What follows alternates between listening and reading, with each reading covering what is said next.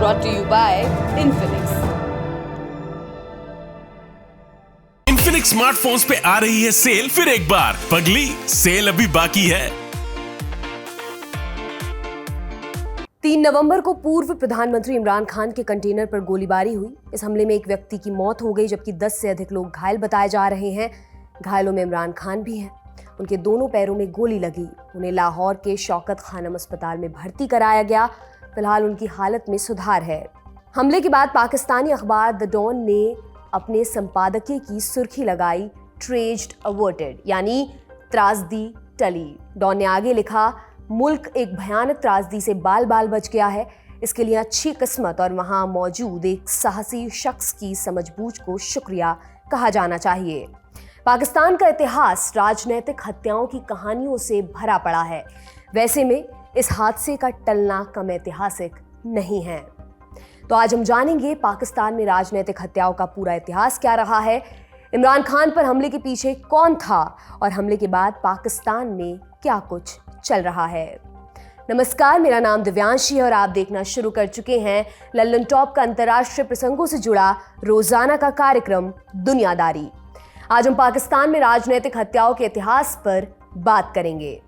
अगर याद करें तो 3 बड़ी घटनाएं ध्यान में आती हैं। नंबर 1, लियाकत अली खान।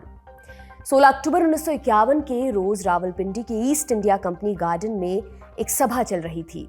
मुस्लिम सिटी लीग की इस मीटिंग में पाकिस्तान के तत्कालीन प्रधानमंत्री लियाकत अली खान भी मौजूद थे। लियाकत अली खान पाकिस्तान के संस्थापक मोहम्मद अली जिन्ना के सबसे करीबी लोगों में से थे। वो हरियाणा के करनाल में पैदा हुए थे, लेकिन भारत के विभाजन ने एक मुल्क को 2 टुकड़ों में बांट दिया था।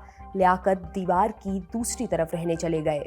उन्हें पाकिस्तान का पहला प्रधानमंत्री बनाया गया। पाकिस्तान बनने के 1 बरस बाद ही जिन्ना की मौत हो चुकी थी। उनके बाद लियाकत अली खान ही मुस्लिम लीग के सबसे बड़े नेता थे। साथ ही साथ वो मुल्क के प्रधानमंत्री भी थे। इस लिहाज से कंपनी बाग में उनकी मौजूदगी के अपने मायने थे। उनकी सुरक्षा व्यवस्था सबसे पुख्ता थी, लेकिन उस दिन सारा इंतजाम धरा का धरा रह गया।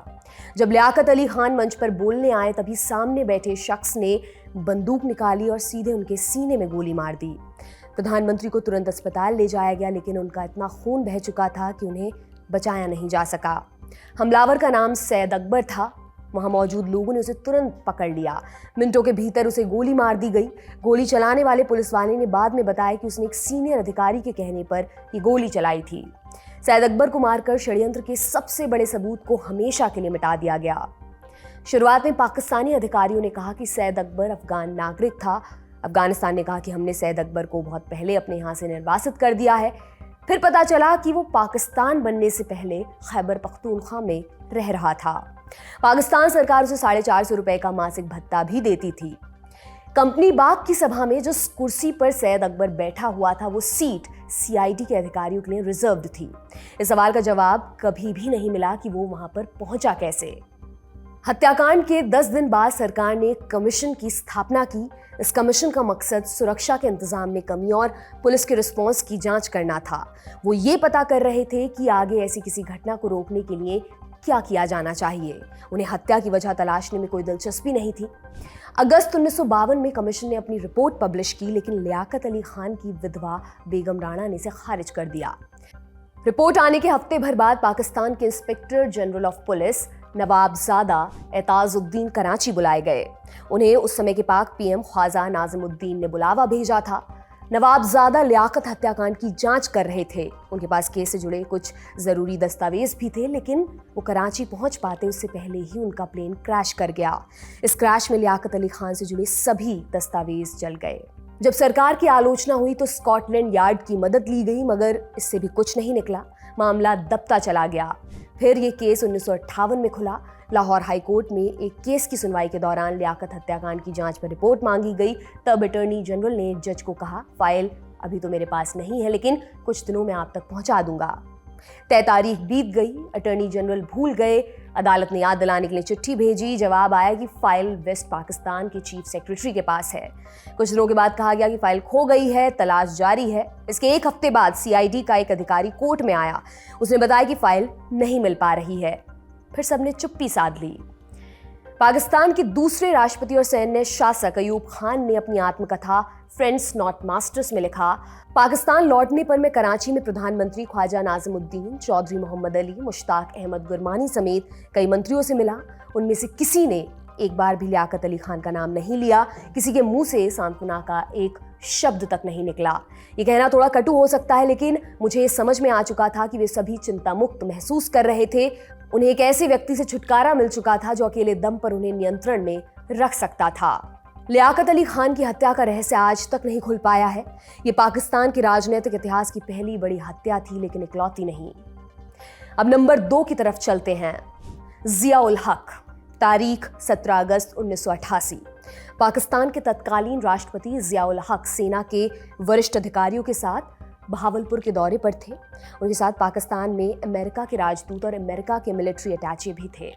बहावलपुर में कुछ दिनों पहले एक अमेरिकी नन की हत्या हुई थी। जनरल जिया उनके करीबियों को सांत्वना देने वाले थे। उन्हें एक स्कूल का दौरा भी इस दौरान करना था। उसके बाद वो तामेवाली में अमेरिकी M1 टैंक्स का करतब देखने वाले थे। पाकिस्तान इन टैंक्स को खरीदने में दिलचस्पी दिखा रहा था। इसके बाद जनरल जिया की हामी जरूरी थी। दिन का सारा कार्यक्रम निपटाने के बाद वे लोग बहावलपुर एयरबेस लौट आए। जनरल जिया ने सेना के कई वरिष्ठ अधिकारियों और अमेरिकी ऑफिसर्स को अपने साथ चलने का न्योता दिया। सब मान गए, प्लेन उड़ा, लेकिन जल्दी ही हवा में गोते लगाने लगा।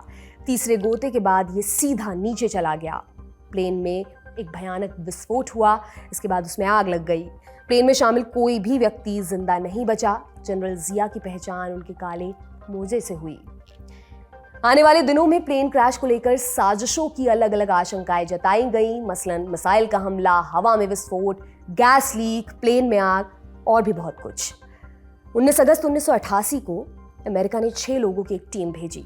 किसी की समझ में प्लेन क्रैश का कारण नहीं आ रहा था। प्लेन के कुछ मलबे जांच के लिए अमेरिका में भेजे गए थे। बहावलपुर में जनरल जिया को आम के बक्से गिफ्ट में दिए गए थे। गिफ्ट देने वालों को कई घंटों तक हिरासत में रखा गया, उनसे पूछताछ की गई। एयरबेस के क्रू को भी हिरासत में लिया गया। इसके अलावा प्लेन के दोनों पायलट्स के परिवार वालों से भी सवाल जवाब किए गए, लेकिन कहीं से कोई पुख्ता चीज सामने नहीं आई। जिया उल हक के प्लेन क्रैश मामले में भारत, इजराइल, रूस, इंटरनल पॉलिटिक्स समेत कई फैक्टर्स पर लांछन लगा, लेकिन पाकिस्तान सरकार ने कभी भी सच्चाई बाहर लाने में इंटरेस्ट नहीं लिया। दिसंबर 2012 में जनरल जिया के बेटे एजाजुल हक ने उस समय के vice army chief Mirza Aslam Beg पर आरोप लगाया था। इस आरोप के संबंध में कोई सबूत पेश नहीं किया गया। जनरल जिया उल हक के प्लेन क्रैश की घटना भी रहस्य बनकर रह गई। अब नंबर 3 की तरफ चलते हैं। बेनजीर भुट्टो। 2007 की ये बात है। 27 दिसंबर के दिन बेनजीर भुट्टो रावलपिंडी में एक चुनावी रैली कर रही थीं। इसी दौरान उनके काफिले पर आत्मघाती हमला हुआ। इसके बाद हमलावरों ने फायरिंग शुरू कर दी। इस घटना में बेनजीर भुट्टो की जान चली गई। उनके अलावा 130 से अधिक लोग और मारे गए थे। बेनजीर भुट्टो 1988 में पाकिस्तान की पहली महिला प्रधानमंत्री बनी थी। उनके पिता जुल्फिकार अली भुट्टो को जनरल जिया ने फांसी पर चढ़वा दिया था। उनके परिवार को कुछ दिनों तक नजरबंद रखा गया, फिर कुछ दिनों के बाद पाकिस्तान से निर्वासित कर दिया गया। जिया ने 1988 में चुनाव कराने का वादा किया, तब बेनजीर वापस लौटी। उन्होंने चुनाव में जीत हासिल की। हालांकि उनकी जीत से पहले ही जिया उल हक की मौत हो चुकी थी। बेनजीर पहले कार्यकाल में 1988 से 1990 और दूसरे कार्यकाल में 1993 से 1996 तक पद पर रहीं। दोनों बार सेना से उनके रिश्ते बिगड़े। दोनों दफा ऐसा हुआ कि उनकी सरकार कार्यकाल पूरा होने से पहले ही बर्खास्त कर दी गई। अक्टूबर 1999 में परवेज मुशर्रफ ने नवाज शरीफ का तख्ता पलट कर दिया। इसके बाद मुशर्रफ ने अपने राजनीतिक विरोधियों को निशाने पर लिया।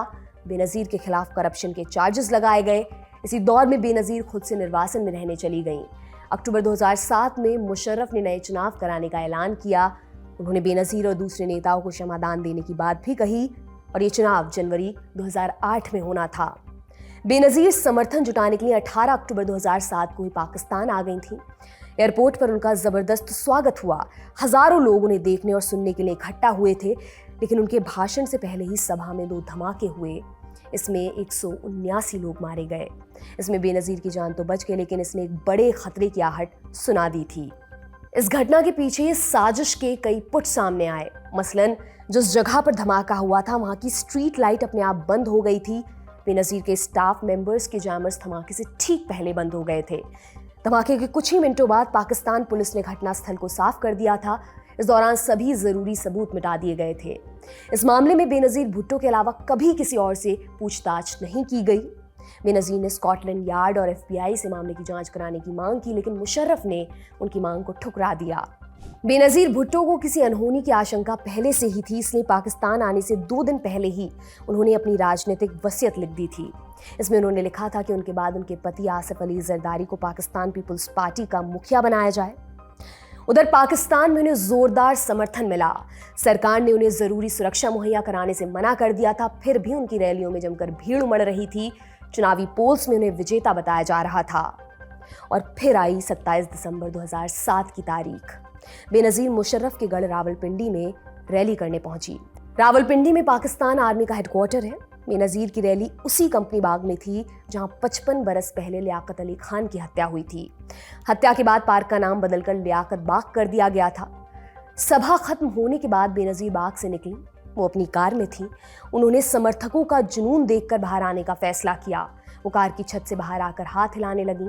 बेनजीर की आत्मकथा डॉटर ऑफ द ईस्ट में दावा किया गया है कि उसी समय पुलिस की गाड़ियां गायब होने लगी थीं, सुरक्षा घेरा हटा लिया गया था। तभी बेनजीर के ऊपर गोलियां चलने लगीं। जब तक कुछ समझ में आता, एक आत्मघाती हमलावर ने खुद को उड़ा लिया। बेनजीर को रावलपिंडी के जनरल हॉस्पिटल में ले जाया गया। वहां उन्हें मृत घोषित कर दिया गया। पुरानी परंपरा की तरह ही घटनास्थल को फौरन साफ कर दिया गया था। सभी सबूत मिटा दिए गए थे। जिन डॉक्टर्स ने अस्पताल में उनका इलाज किया, उन्हें मीडिया से बात करने से रोक दिया गया था। 2017 में परवेज मुशर्रफ ने दावा किया था कि बेनजीर की हत्या में एस्टैब्लिशमेंट के लोगों का हाथ हो सकता है। मुशर्रफ तब तक निर्वासन में रहने लगे थे। एक तथ्य यह भी है कि बेनजीर की हत्या का आरोप मुशर्रफ के ऊपर भी लगा था। बेनजीर के करीबी ने दावा किया था कि पाकिस्तान आने से पहले बेनजीर को मुशर्रफ ने फोन किया था।